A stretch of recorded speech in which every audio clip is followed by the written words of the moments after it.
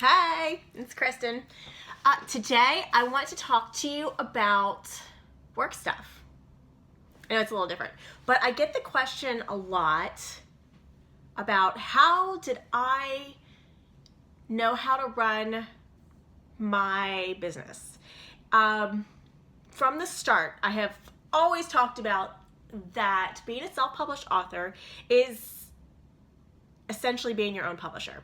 You have to wear all the hats that a business would have to wear. So like everything from the creative, right? You're the writer, to the accounting and legal compliance and stuff that like HR deals with, like getting health insurance and hiring, marketing, things like that. And it's not always intuitive, but you need to have like this entrepreneurial style. And if you don't realize that and adapt for it, I don't think that, in my opinion, it doesn't necessarily work. So what I wanted to do was to tell you the history of like my entrepreneurial startups. This business, my publishing business, was not the first it was not the first business I started. It's the first business that I had that made money, but that's a little different. So like, let's go way back in history. And my first business, it lasted all of a weekend. Okay. Oh gosh, how old was I? Second, third grade, something like that. Okay, so my elementary school had something called it was a Christmas bazaar. A Christmas bazaar. And I went to this Catholic school, and there were nuns there, but they didn't really do a lot of teaching. Some did, I don't know, but that's not the point. The point is, there was this thing called the white elephant. You know what those things where people bring all their junk and try to sell it, which is great. I love white elephants.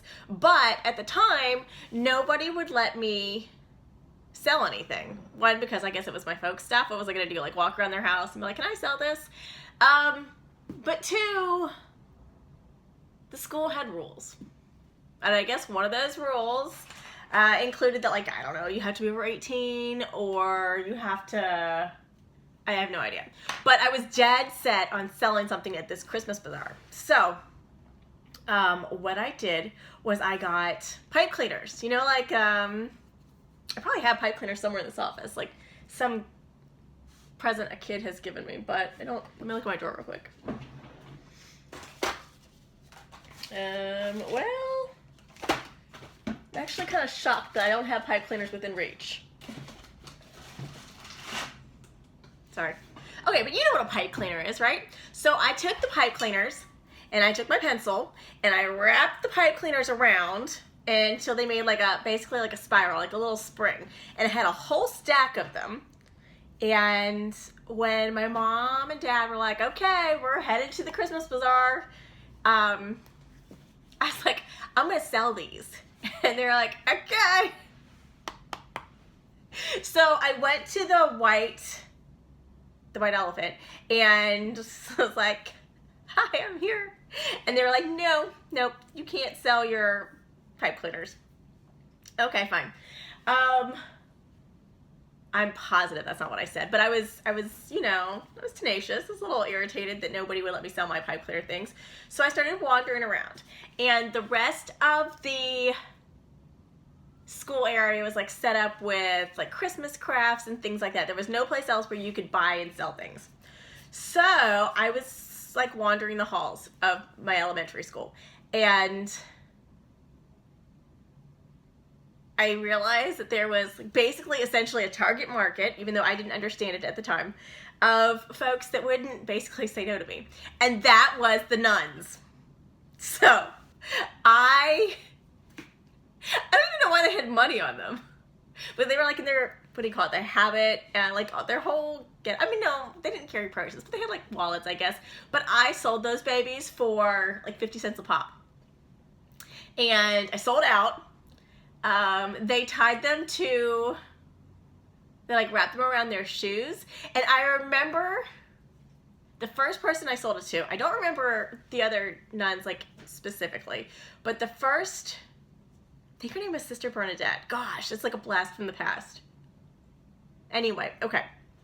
So she was so sweet, and she was like, what do I do with it? And I was like, oh gosh, I hadn't thought that far. But aren't they cool? I'm so glad you bought them. And she kind of like smiled. She's much older. And she bent down, and I remember having like no idea what she was doing.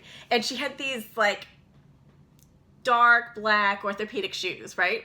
And she decorated her feet with them. She must have had like at least 2 on. I can't remember exactly, but I just remember the whole process of like this nun putting my wire my wire spirals, I don't know, on her shoes. And then now I had a product, right? Before I kind of like had something to talk to people about, but now I had a product. And so I hit up all the nuns that were walking around the Christmas bazaar, and and they all bought my little thingamabobs. Did I call them thingamabobs? I don't know what I called them, but I sold out. So that was my first business. And if you think about it, it was great. My ROI was fantastic because I didn't buy the pipe cleaners. My mom did. And it took me all of probably like 20 minutes to wind up a bunch of them around a pencil. So, yeah. So maybe my first business was pretty successful. All right. Let's see. The next business I remember. Okay, so this wasn't, and I didn't actually ever get up and running because I was in high school. And no, I wasn't in high school.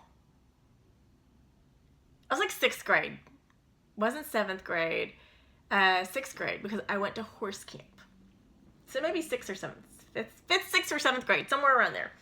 I went to horse camp, and I came home and was like, I love this. I want to do this all the time. I want there to be horses. I want there to be this like big fancy barn. I want all my friends to like sleep over all the time. This is like one of the best experiences ever. So I decided that the only way to make that happen more than like once a year, if I was lucky enough to go to horse camp again, was to invent my own horse camp. So I wrote this like fantastically complex business plan for this horse camp.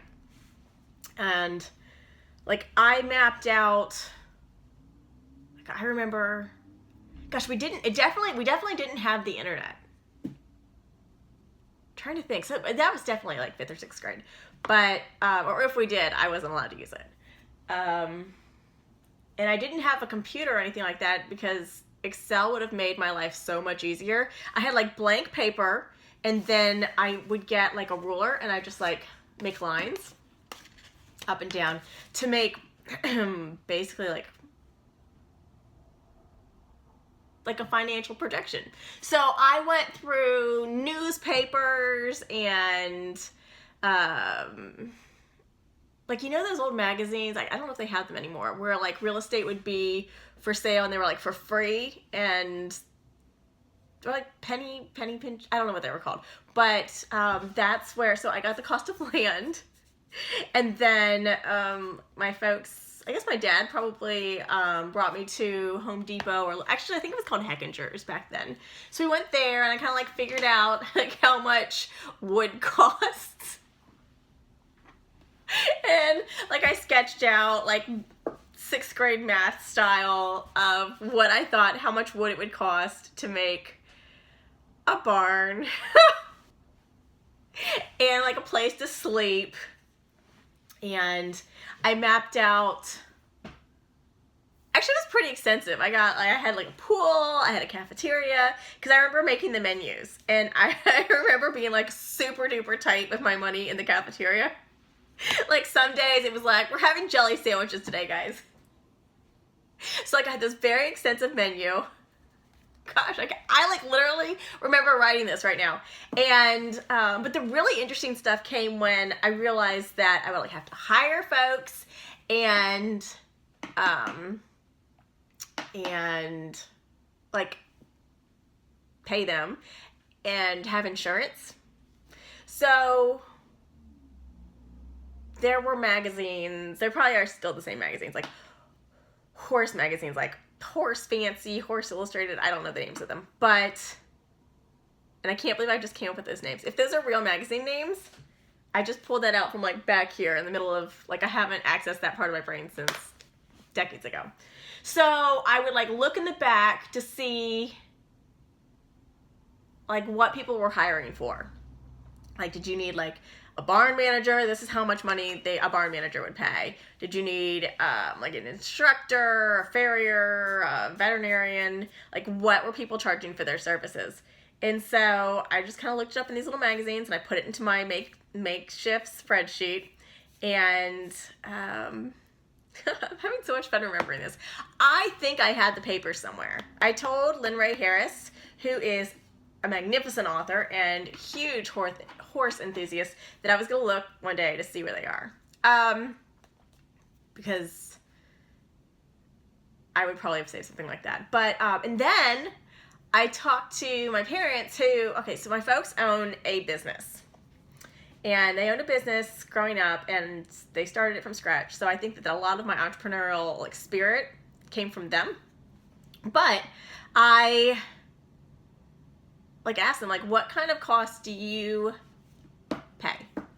And I remember them telling me about insurance, and not just like health insurance, but like what happens if somebody falls and gets hurt at my imaginary horse camp and things like that. So like I was like estimating insurance costs and things, and I came up with this big huge number and of like what everything would cost to make my camp, from like building it to staffing it. And then I realized somewhere along the line, so like it wasn't gonna all happen in like 1 year, 1 summer. So like I had to break it out. And then, gosh, what happened next? Oh, then I had to figure out how much to charge for people. Oh yeah. So, so that was really the first like really complicated business plan I ever wrote. Because there were people that were allowed to stay all summer, like kids that were allowed to stay all summer. My friends could be counselors, and like maybe they wouldn't get paid as much, but they'd get to hang out with me. Or like maybe they get a horse for the summer, like it could be their horse. Oh yeah, I had to figure out how much horses cost and how much it cost to feed them. I'm positive that my math was like not set in reality, but this is where I was at. But 10 years old? How old are you in 5th, 6th grade? I don't know. But I worked on it forever, like for so long. I had this calculator with this tape that my mom brought home from work, from her work for me, and it was like this big, with a spool of like white paper. If you've never seen one of those, it's what you call tape, and you just like punch in all the buttons and the numbers would come out, and like on this piece of paper and on a little screen. So gosh, it's like bringing back memories. So that was my second like major business that I can remember. Let's see. Next business. Oh, my ginger candies. So let's jump forward a couple decades. I am 29, 30 years old. And I am pregnant with my first child. And I was so sick. So sick. I had morning sickness, morning, noon, and night. Basically my entire pregnancy. Side note, I loved being pregnant. It was like one of my, every time, being pregnant is one of like the happiest moments of my life. It was just, I love being pregnant. But that's a side note. Whatever. I'm like, really, really sick, but I still loved it. Okay, so, you can't really take anything for morning sickness and nausea and whatever. So except for like really basic over-the-counter stuff, like basically ginger. Ginger was the only thing that would help. And there were all kinds of weird things out there, like ginger lollipops, ginger, like things that you would sniff. But like the biggest thing that would work was like the crystallized ginger that you get at the spice section at the grocery store. And so I was like, okay, well, I want to do this, but I like those things, but they're just like covered in sugar, and like after a while, you can only eat so many pieces of ginger covered in sugar. Like even if it helps, like you just it's too sweet. Like it's gingery, but it's too sweet. So I started like, I don't know, concocting things, and somewhere along the lines, I wasn't put on bed rest. What's like the step down? I was put on pelvic rest. Does that make sense? Anyway, so I couldn't really move. But I could go places. Like I wasn't stuck in bed, but I really wasn't supposed to be moving. So I came up with like all these ginger recipes until I came up with my own ginger little suckers. Not like lollipops. Better than lollipops. But that's what I came up with, and they were like candies, and I used these like little Wilton like silicone gels, or like silicone, what do you call them, like little, not containers, I don't know, you know what I'm talking about. And I would bake these things all the time. And then I thought, after I have the baby, I'm going to produce these in mass, because why not? Not much is going on after you have a baby, right? I had maternity leave.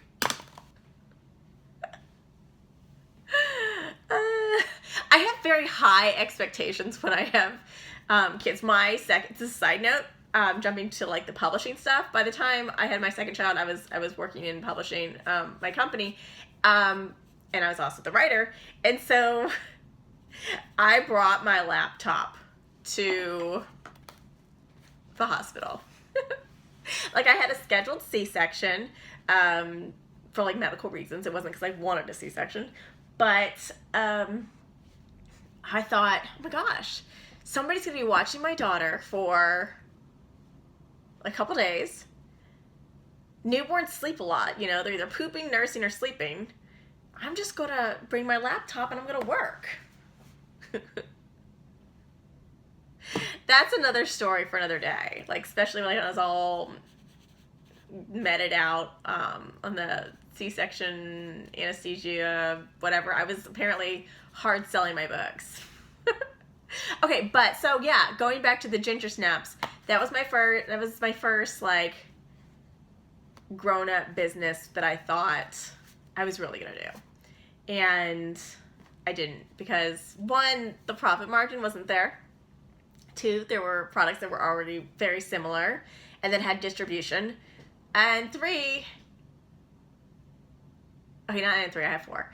Three, I had a baby for the first time, and like it was a lot. I mean, like, it's a lot of work. And I will be honest, like, there were times that I was just like terrified. I would look at this little bundle of joy and think, oh God, don't let me screw up. You know?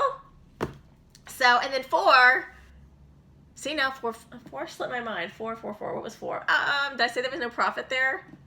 No time? I'll come back to four, maybe. Maybe I said four. I don't know. See, this is why I should take notes. All right, so when I decided to start self-publishing, I was at the RWA conference in Atlanta, and that was 2013. I had, as a hobby, been writing books, manuscripts my entire life, and I wanted to be an author. That had always been my goal, was to one day have folks read what I write. And gosh, I pitched, and that is also a story for another day. But I was sitting at this, and I got a lot of bites and some really, really hopeful moments, but I was sitting at this conference in Atlanta. Actually, I was waddling down the hall. I was super duper pregnant. And I waddled down this hall, and there was like this workshop room where like people were coming out of, like the crowd was spilling out the door. And I looked at my agenda to see, like, why wasn't I at this class? And it was about self-publishing. I didn't know anything about self-publishing. And except for I had a very good friend who had self-published a book and had done very well. But it just seemed to me, I don't know what it seemed to me. I had been pitching these books, manuscripts for years. So, like, way before Kindle existed, way before I even knew what an ebook was. And so I just didn't have a clue. So, like, I used my pregnant belly and, like, pushed my way in. People move for pregnant people most times. And then, like, I popped a squat in the corner. And this, like, and like a room full of like 1,000 women. Like, only one woman. I never thought, like, okay, like, somebody should give me their chair. But one woman, she was like in the back on the other side of the room, like a few rows up. She made a point to, like, I don't know what she did. Like, she like waved me down, asked if I wanted her seat. And like by then, pregnant lady popping a squat in the corner in a dress and like maybe like low heels, I was uncomfortable. So I said, yes, I would like her seat. And she was amazing. And she was a literary agent. And to this day, I like kicked myself in the butt 1,000 times because I don't know her name. And I wish I could like say thank you. Yeah, gosh, I wish I knew. I don't know. You said thank you. I said thank you at the time, but you don't know. You don't know how things will change your life. I took 50 pages of notes. I wrote a business plan. I had a very hard deadline because of the scheduled C-section. And I came home and I implemented it very quickly. And that business was like a very risky one for me at the time because I had kids at home. I knew that there were going to be like major life shifts for me in some way in the future, like personally.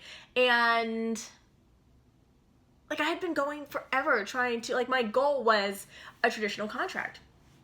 And I remember talking to, show my bra strap. I remember talking to my dad about this. And my dad is an amazing entrepreneur, a great businessman. And I remember him saying, like, this has been your goal for so long to get published.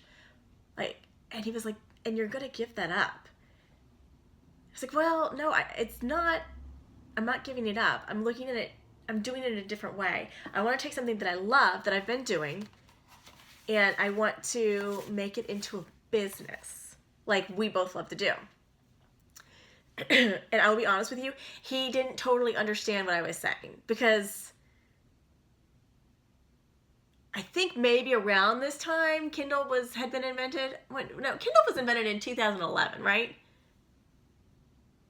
Yeah, so we knew what a Kindle was. We didn't have one. He was like, you're going to do this. You're not even like a Kindle reader. At the time, I was still straight paperback. And I was like, I see it. I see the business. I have a plan. I know what I'm doing. I sent my dad my plan. And he came back to me and he was like, it's a good plan. And he told me to go for it. What's the worst that could happen is you fail, right? So what? You fail. And I remember at the time people saying like, oh, well, if you self-publish a book and you basically like ruined yourself, nobody will ever take you.